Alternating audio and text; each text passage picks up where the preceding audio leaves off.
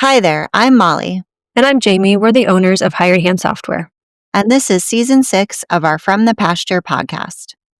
For more than 15 years, we've been helping breeders promote their pedigree livestock with our easy-to-use, animal management-driven website software. Each week, we bring you stories from the pasture, breeding philosophies, ranch traditions, cattle knowledge, and conversation with folks using Hired Hand to power their livestock marketing. So settle in for today's episode of From the Pasture with Hired Hand. Today on From the Pasture with Hired Hand, we're visiting with one of the most respected breeders of the Southeast, and someone whose story deserves to be told in full. Nancy Dunn of Rolling D Longhorns has been raising Texas Longhorns for over 35 years in Eclectic, Alabama. While her cattle are well known for their quality, with names like Dunn Lucky Dice making headlines at the legacy, many may not know the full story of Nancy herself. Her journey started with a 100-year-old family farm, the Carter family plantation in Monroe County, where she was raised around beef and dairy cattle and row crops.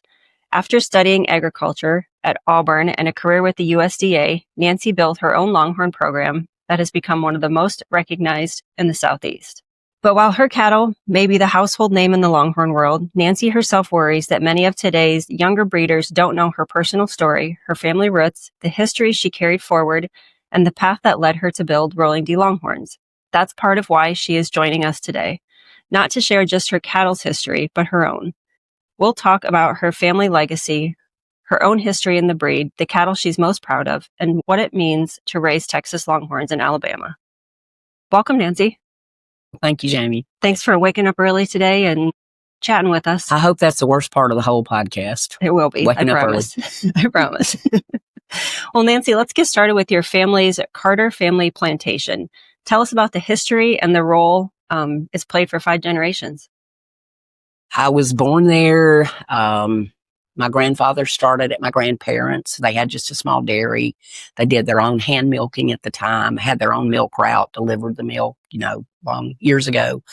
And then my father and my uncle continued there and row cropped beef cattle in addition to the dairy. Interesting tidbit, I never had store-bought milk until I started school. And then I thought, it's water. It's not even real milk, because we had, of course, non-homogenized milk, and it was so thick and good. And now I still drink full heavy cream in my coffee to this day, but I never knew what store-bought milk even tastes like. So, there's a difference for sure. Oh, absolutely. Absolutely. So how did growing up in Monroe County, surrounded by row crops and beef and dairy cattle, shape your perspective on agriculture? Well, I've always known that agriculture, even before some of these taglines about agriculture being, sustainability for families and that sort of thing, we live that. And, you hear people say land rich and money poor. And I would say that was probably the case with our family. We didn't have much.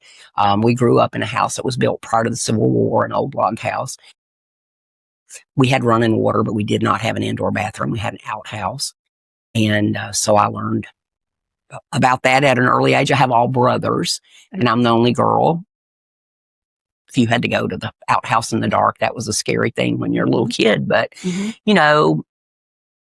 had everything we needed, but we didn't have anything extra, What's the plantation like today? And what does it mean to you personally to be part of that, I guess? Oh, it's everything. And I'm the only one of my siblings that doesn't live there in my hometown. All my brothers live there and live on the place. And my younger brother is actually fulfilling, I guess, our family legacy, because he still does hay and has cattle there. And then my other brothers, of course, all pitch in, and they live there. I'm the only one. I wish I lived there, but obviously we have our place a little further north. Yeah. We're a couple hours away from there. So I do get to go, not as often as I'd like, but it's still in full operation. And it's, of course, a beautiful place. And, where you're raised and been in your family for so long, it's a feeling like you can't explain to somebody unless they have that themselves, but it holds near and dear.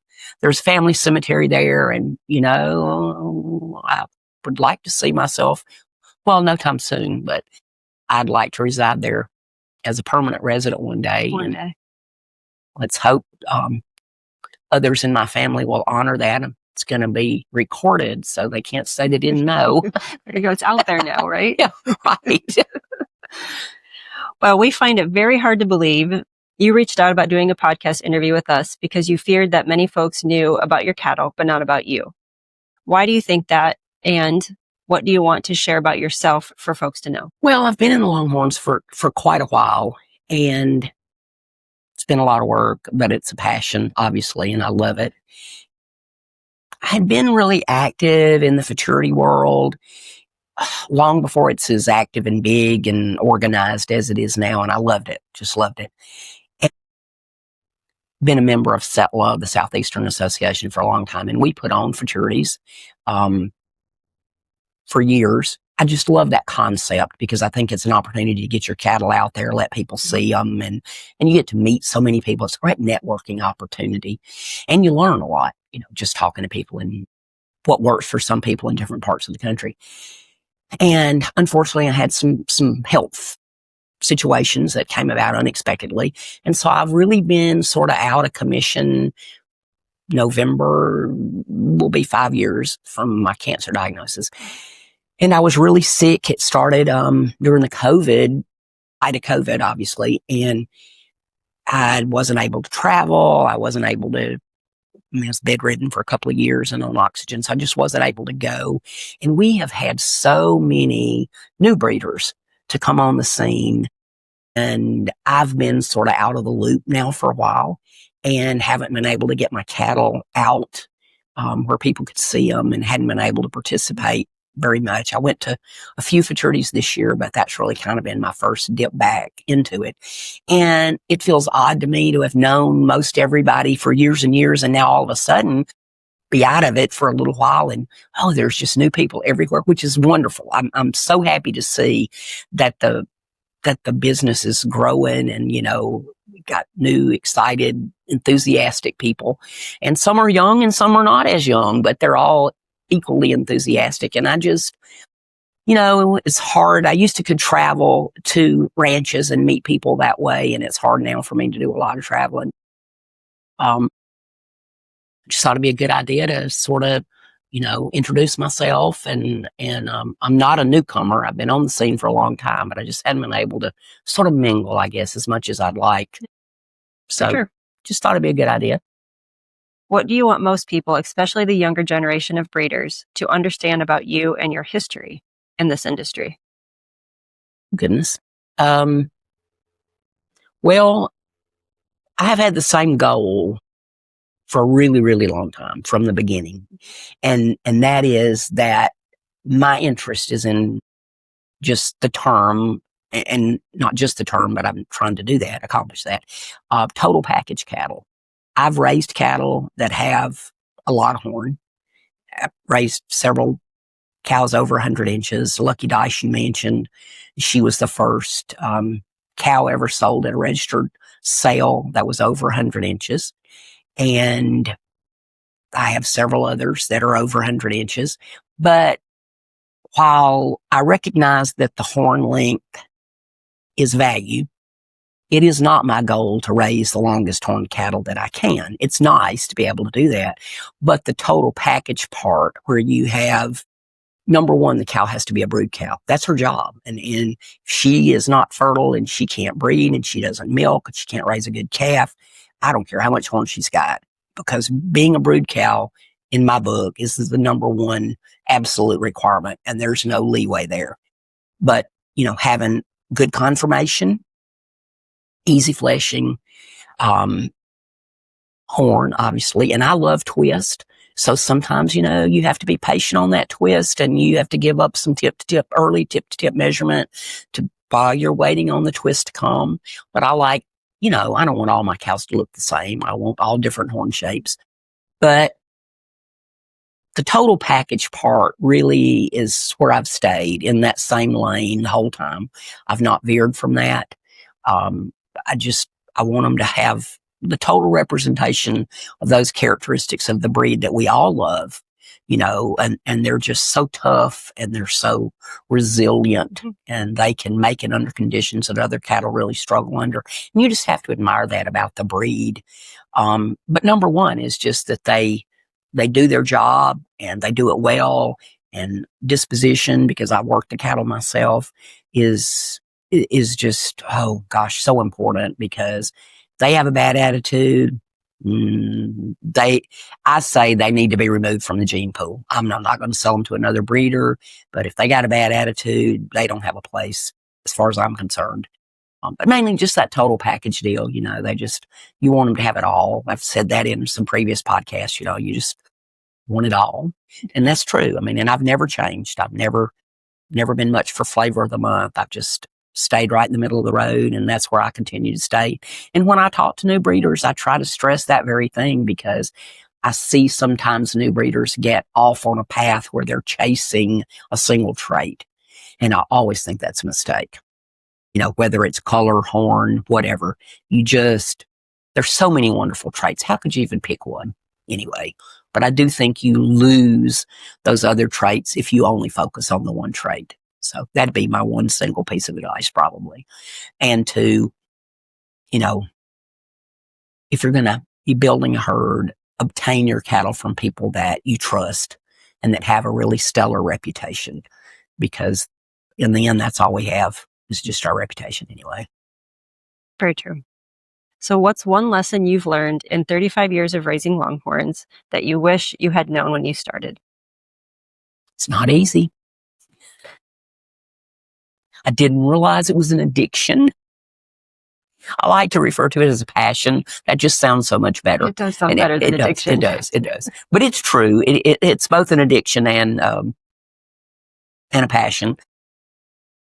You have to have patience. You really do. And if you think you're going to jump out there, and especially with twisty horn, and you're going to have that accomplished in a couple of years.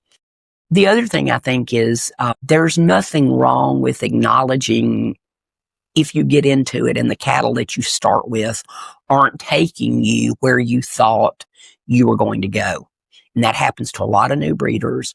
And in about 3 to 5 years, they're thinking, well, these cattle that I started with aren't taking me to the destination that I'm desiring. And when that happens, the best thing you can do is just start over. Don't be ashamed to start over. You're probably better off to get rid of some of those cattle, or sometimes people have to get rid of all of them and you just start over. And you can do that. There's no shame in that. It happens to everybody. Most people buy cattle from the first Longhorn person they ever come in contact with.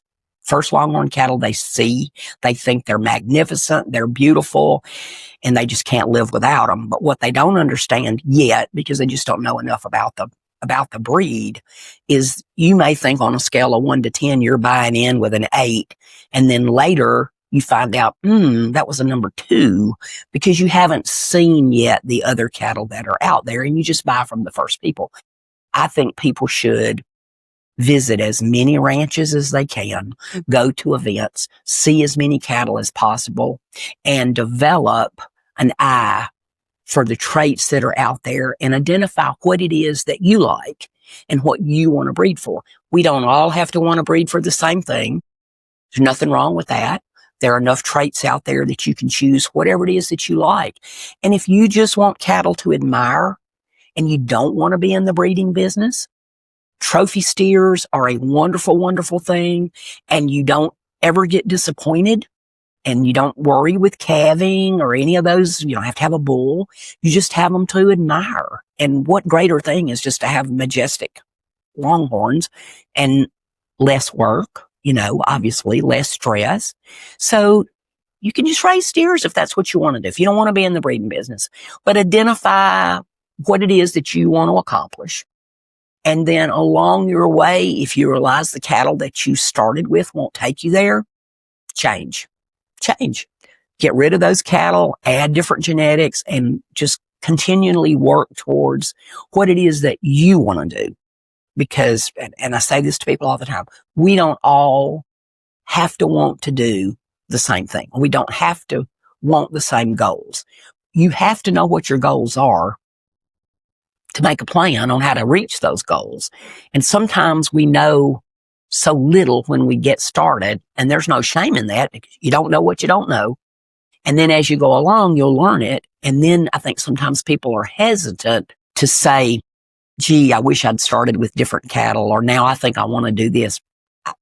Do what you want. And if that means starting all over from scratch, just do it. And unfortunately, some people buy in at prices that maybe were not what the animal is worth, and then they have to take a little bit of a hit. And I hate when that happens. So you need to be really cautious when you buy from people. Know what you're getting. Know what you're getting. Sometimes people rush into it. They don't ask the right questions.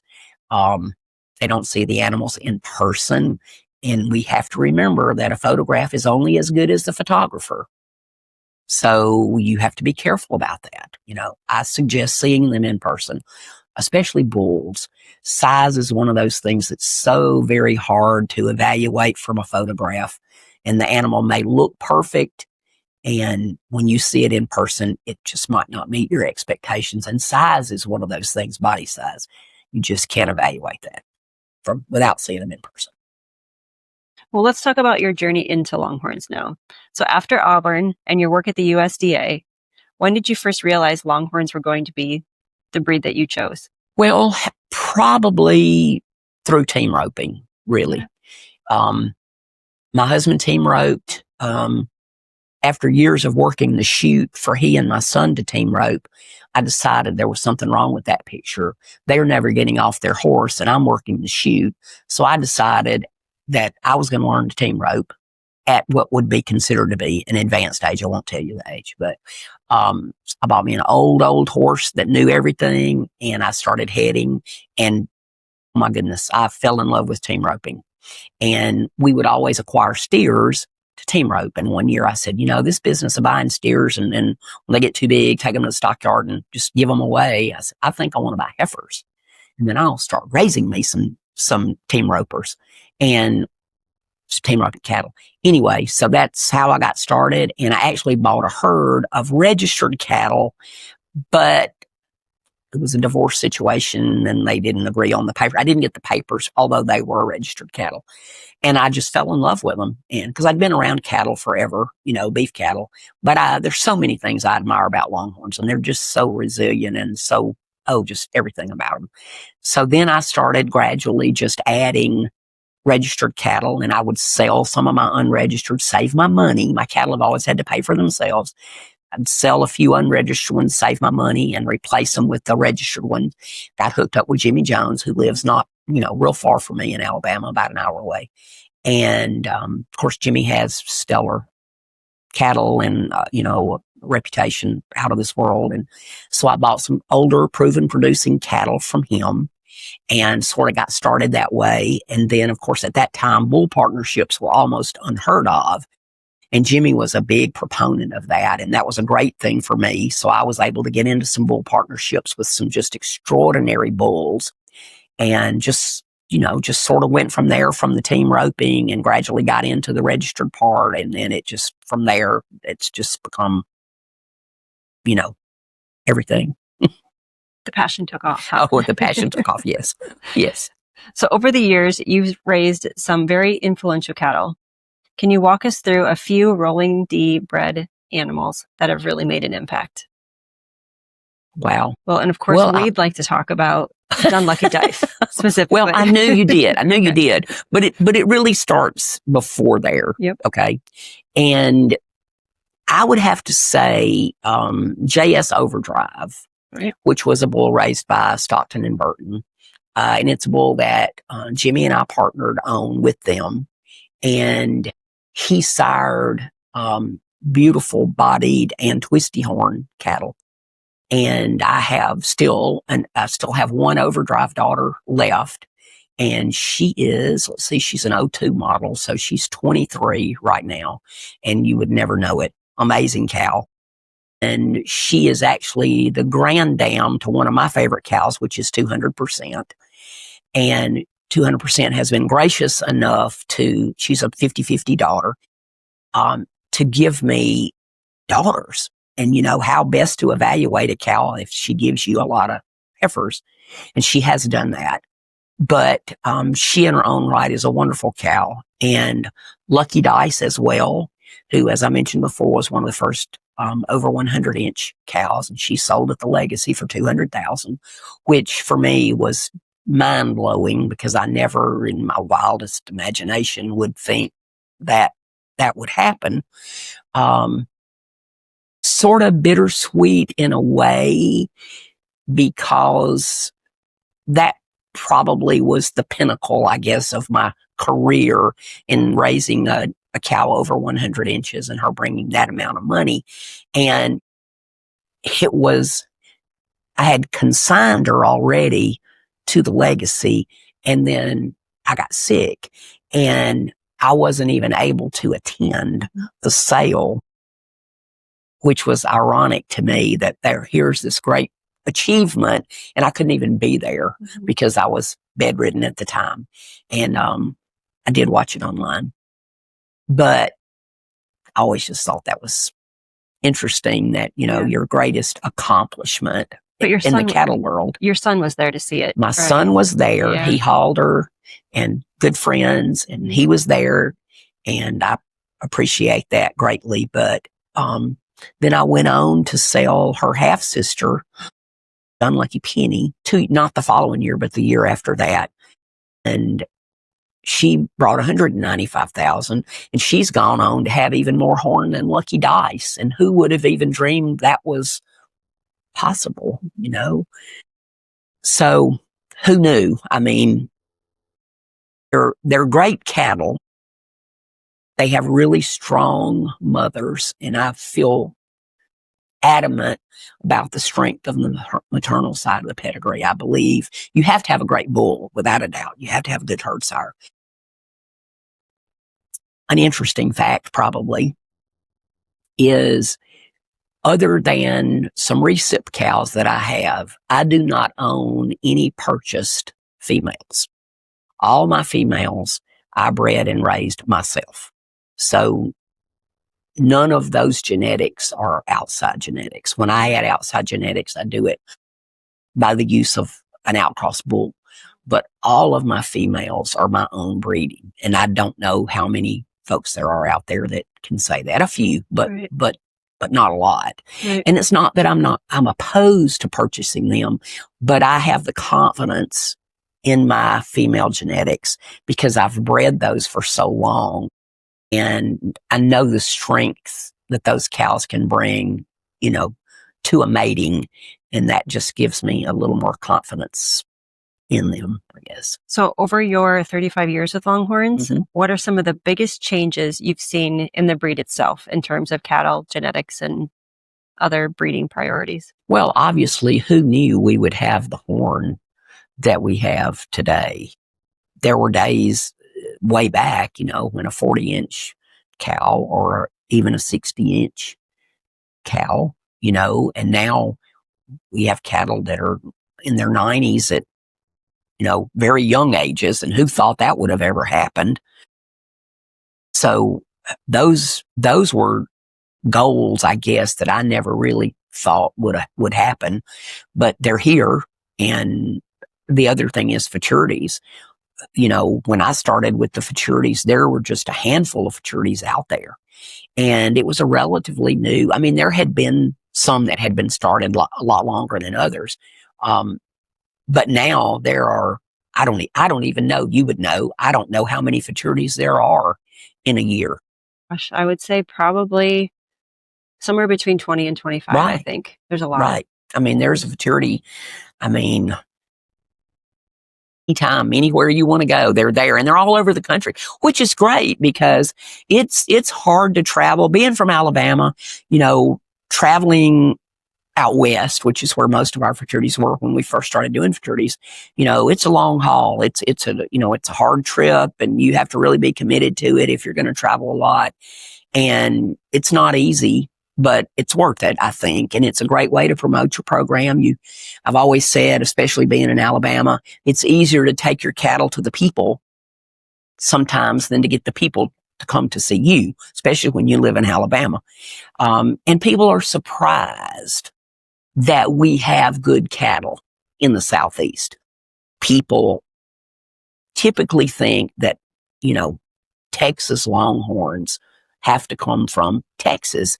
And I've talked to new breeders before that are just getting started, and I would invite them to come see me. And they have said to me, well, we would, and they live in Alabama, we would, but we want real Texas Longhorns. Therefore, we're going to Texas. And I'm like, okay, great.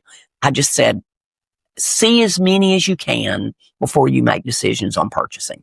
You need to see as many cattle as you possibly can, because there are good cattle everywhere. Up on the East Coast, just have had great futurity up there, all the way to Oregon and, everywhere in between. There are great cattle everywhere in this country, and there are great futurities that are being put on and promoted. And I am glad to see that networking and there being a methodology now in place where points are being tracked. And I know that's an evolving process that's going to be tweaked as it goes along to try to, make it work the best that it can. But I'm glad to see that, because when I was hitting the futurities hot and heavy, and I was very successful, if you go by how many rifles you win, my son has taken possession of those for safekeeping.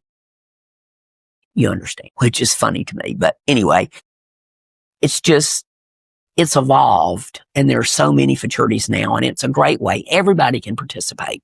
You can own 5 animals and bring a heifer to a futurity.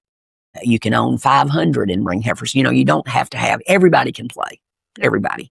And I'm glad to see that, because I think it lets new breeders be a part of something, and community and relationships are one of the greatest things about this breed. I mean, the people, and I can't overemphasize that. Everybody wants to help, and I think you shouldn't be shy about asking for help or getting opinions.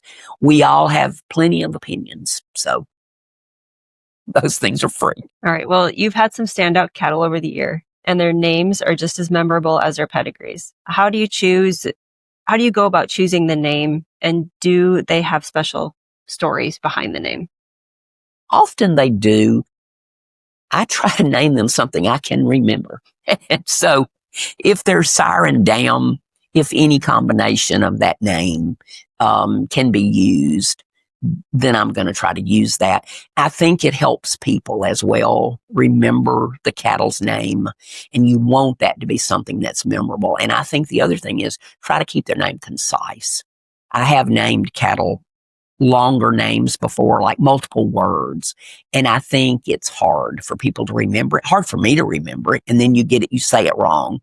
I think using, if you have a prefix or a suffix, either one that you include in the naming of your animals, then just a couple of other words along with that, I think that's easier for people to remember. But I just try something that's catchy, and always check and see. If I come up with what I think is a really good idea, I'll go in and check in horns and see if there are other animals named that same thing. And if there are in recent years, then I'll try not to use that. Now, if it was back in the 60s, then I probably would go ahead, and still it's going to say Dunn. I put Dunn in front of all mine. One thing, here's a good learning point I'd like to mention. Maybe it's out of order, but there's a color of cattle that's called Dunn, and horses. And that Dunn is spelled D-U-N. And I often will see, and it always confuses me, could be on Facebook or it could be in the name of an animal. And they will say that it is a Dunn heifer or a Dunn animal, whatever it is. And they spell it D-U-N-N, which is how I spell my last name. And I'm immediately gets my attention, because I'm thinking, I don't remember raising that animal. And then I realize it isn't my genetics, but they used the spelling of my name rather than the spelling of the color, which is confusing to me and might be confusing to other people. So we need to respect, and a lot of people don't realize this when they get started. Everybody has their ranch name or whatever they choose to identify their animals.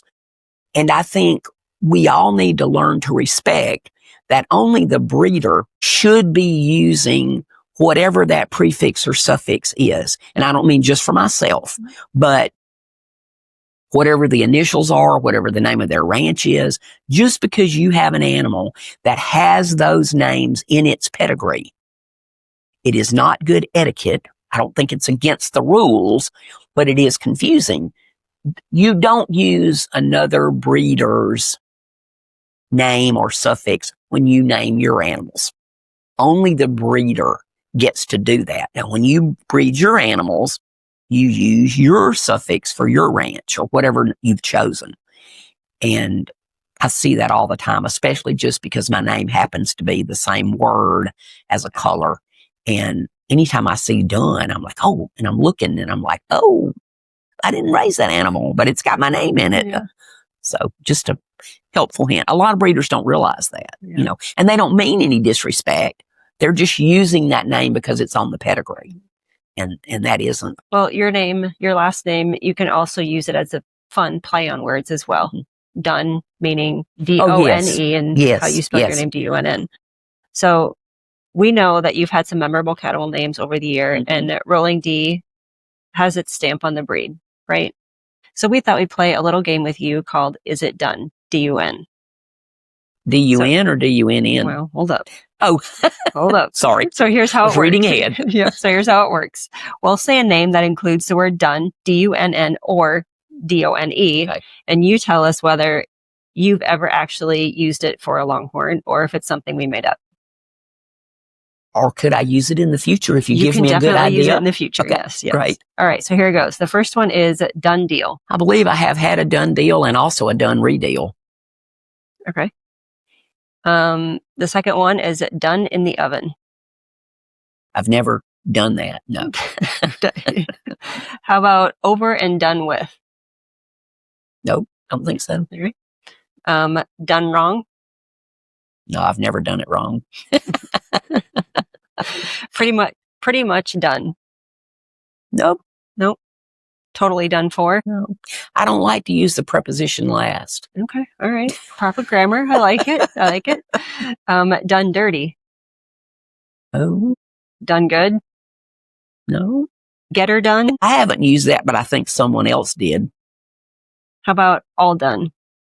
No, but I want to write that down because I'd like to use it. There you go. So the next one, how about one and done? I don't think so because I don't ever want it to be one and done. Yeah. And that sort of sounds like the end. Done did it? Yes. Yep. Mm-hmm. Brooks and Dunn? Brooks and Dunn? That's probably copyrighted or something. No, I haven't used that. How about done right? No. And last one is never done. No, because I'm never done. Oh. Never done. Well, that shows how much personality you put into naming your cattle. So let's get back to talking about some of the animals that you've bred and that really have left their mark. We'll talk about futurities. Mm-hmm. Something folks may not know is that for years, you never entered a futurity, even though everyone told you your cattle could win. Why did you wait so long? I don't know. Public humiliation? I don't know. I know what I like, but I guess it's just making that big step. Mm-hmm. But I participated for a long time before I ever won a futurity. And I remember vividly where that was and how it went down. And I know, I was always the bridesmaid and never the bride. I was second forever and ever and ever. And it was actually Lucky Dice that was my first winner in a futurity. Yes. At the Futurity of the North? Yes. That was her? Yes. Oh, wow. I didn't realize, or I didn't remember that was her. Yes, it was her. Okay. And I didn't think she had won. And, you know, they start with whatever the last place is that they're paying. And they got all the way to first place. And I didn't think she had placed at all. And they called my name out. And I was more shocked than anything I've ever been surprised about in my entire life. And it really caught me off guard. And, you had to come up to the front, and there was another presentation that had to be made there in honor of a person that was a breeder that had passed away. And I got that award, and I cried like a baby. I mean, and I can't tell you how many people have told me, oh, we were just boohoo, and everybody there was crying. And people to this day tell me, oh, we remember the very first time you ever won. I remember. We were all crying. I said, I was crying too, and I was so embarrassed later that I did that. I'm like, how unprofessional. I win my first class, and I can't even talk. I'm so overcome. Before the crying started, there was lots of jumping up and down. Yes. Oh, I was so excited. I just was wild. I will never forget that. It was just, it was unreal. Yeah. Because I just didn't think I ever would win a futurity. But I didn't quit trying. I kept going. I kept taking heifers, and they would place. They placed, but that I just could never win a class. But once I ever started winning, then it continued. Do you remember the first thoughts that went through your head after they said your name? Oh, I didn't believe it. Yeah. I just didn't believe it. If I remember correctly, the heifer that I thought had won the class was a partnership between Bill Hudson and Jimmy Jones. And I thought she had won the class. And rightfully so. I felt like she deserved to win. So, I mean, when I say I was surprised, I was totally, I wasn't just saying that. I mean, I really didn't believe it. And they called my name, and I'm like, what? And yes, there was some jumping up and down, and there was some screaming. And then they're like, you got to come up here in front of these people. And then I'm crying, and then they're presenting me with the rifle, and they're crying, presenting it to me, and I'm crying, receiving it, and the whole audience is crying. I'm like, man, we had a moment today. Isn't that funny? Yeah. That you would remember that. It was. I get that way. If I ever win another one, I'll probably feel the same way. Okay, so now let's talk about your life on the ranch. What happens when people come to your ranch for the first time and see your herd? Well, the first thing is they better plan to not see it all in one day, because I have 6 different pastures, and I've let my herd probably get a little larger than it should be, and takes a while to see them all. I think people are kind of overwhelmed at first. They don't realize that I have the number of cattle, and I'm not saying out loud how many that is, but it's too many. But we ride around. I have a Polaris, and we can ride around there, and then some we have to go in a truck and look at. But it takes a couple of days to see them, although you don't have to see them all if you don't want to. But I have cattle scattered all over. And I think people are surprised at the number of cattle I have, and I'm not going to say they question the quality, but I think when they get there and they see the consistency, you can tell what kind of cattle I like, because I get to raise what kind I like. And I tell other people the same, raise what you like, and I think you can see the consistency in my herd as to what I like. And I get to pay their feed bill, so I get to choose that. And, So how often do you have visitors? Pretty often, actually. I mean, certain times of the year more than others, just because our weather, our heat and humidity in the summertime is just almost oppressive, so you have to be careful to not get overheated. But I have visitors pretty often, really, and it's sort of a chore to get there because it's not really on the way. One thing is, I would encourage people, and when I go visit ranches, I try to do the same thing, try to map out if there are other places in close proximity. And if somebody wants to come and see my cattle, I will tell them, the other ranches that are nearby, and there are several. And I say, if you're coming, especially a long distance, you need to incorporate visiting as many people as you can. We have great cattle in the Southeast. We really, really do. And we have some really, really great breeders, some new, some that are pioneers that have been in the business for a really long time.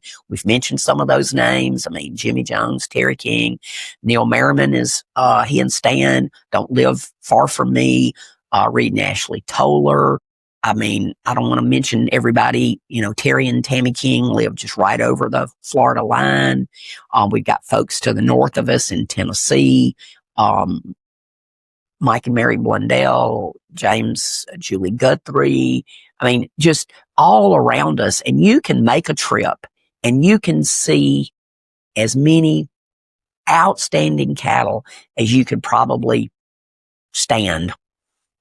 You will be cow drunk when you're through. Seriously, we talked about being cow drunk earlier today, but you truly can. But we just have so many breeders in our area. And if you're going to come make a visit, I say, not because I don't want people to come see me, I do, but why miss that opportunity to see as many cattle in that geographical area that you can? And I always tell people that. I mention the names. I tell them how far the other breeders are away from me. I just think that it's important that people see as many cattle as they can to try to help them evaluate their own program, see where you want to go, and maybe see what you don't want to do. Not that I'm saying that's the case with the other breeders, but it does help you learn differences in cattle. And the more cattle I think you can see, the better you will be at selecting cattle that best meet your needs. And we're just fortunate in our area that we have a lot of exemplary breeders. I mean, really, I'm proud to know them and proud to be friends with them. And, they've helped me, over the years, and they're just, they're like family. And Longhorn breeders, I think on the whole we feel like we're family, and we're always looking to add people to the family, It's true. Yeah. So I feel that is something I'm passionate about, as well as the cattle. And I missed that probably more than anything when I was out of commission. I was so accustomed to being around that family, and all of a sudden I wasn't able to go to events, and it was a huge void, and I'll tell you, laying in a bed and staring at the ceiling for 2 years and not being able to take care of your cattle or be outside. I'm not an indoor person, just not being able to participate not only in my day-to-day care of the cattle, but not seeing the friends that I have that I would come in contact with at the different event. And I missed that terribly. I really did. That was a hard thing. And it really helped me put my life in perspective. And, family is number one above all else. And, if it weren't for the power of prayer, I can tell you I would not be here today. And that is the truth. You can believe it or not, but it was that bad. But, man, I miss the people so much. So I'm so happy now to be out and, get to visit again. And so many new people. That's the great part. The business is just booming. And I'm so happy to see that for everybody. New breeders are a benefit to the whole entire industry. I mean, it helps everybody. So if somebody does want to come visit you, what's the best way to get a hold of you? You can call me, you can text me. I mean, I have a website, so you can, go through the website. The website's not updated, I might add. It needs to be. The phone number's good. The website needs to be updated. That is the one thing I'm so busy. I'm having a hard time getting it updated.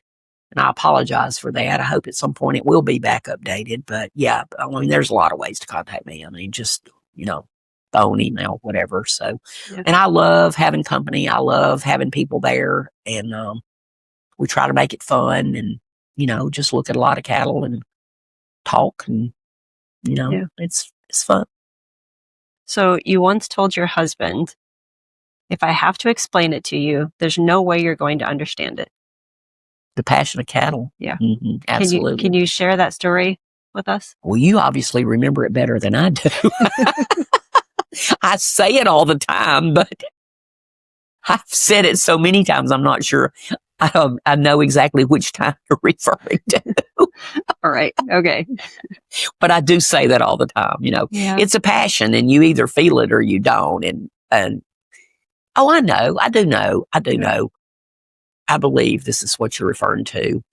Before I retired, when I would come home in the afternoon, I would go directly to the pasture and just sit with my cattle and just look at them.